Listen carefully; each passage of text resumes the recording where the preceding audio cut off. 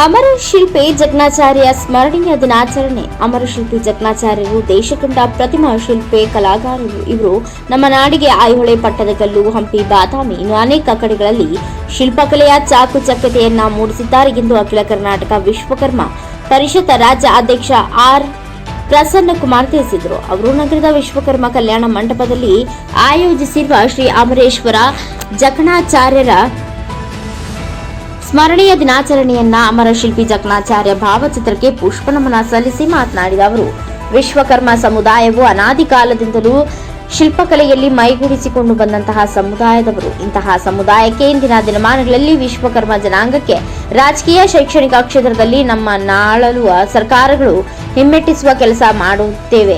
ಈ ಕಾರಣದಿಂದಾಗಿ ನಮ್ಮ ಸಮುದಾಯವು ಹಿಂದುಳಿದ. ಅಮರ ಶಿಲ್ಪಿ ಜಕಣಾಚಾರ್ಯರು ನಮ್ಮ ನಾಡಿನ ನೆಲೆಗಟ್ಟಿನ ಸಂಸ್ಕೃತಿಯಲ್ಲಿ ಬೆಳೆದು ನಾಡಿಗೆ ಹೆಸರು ತರುವಂತಹ ಶಿಲ್ಪಿಯನ್ನ ಮಾಡಿದ್ದಾರೆ ಎಂದು ನುಡಿದರು. ಇನ್ನು ಈ ಸಂದರ್ಭದಲ್ಲಿ ಹಲವಾರು ರಂಗದಲ್ಲಿ ಸಾಧನೆಗೈದ ಮಹನೀಯರಿಗೆ ಪ್ರಶಸ್ತಿ ಪ್ರದಾನ ಮಾಡಲಾಯಿತು.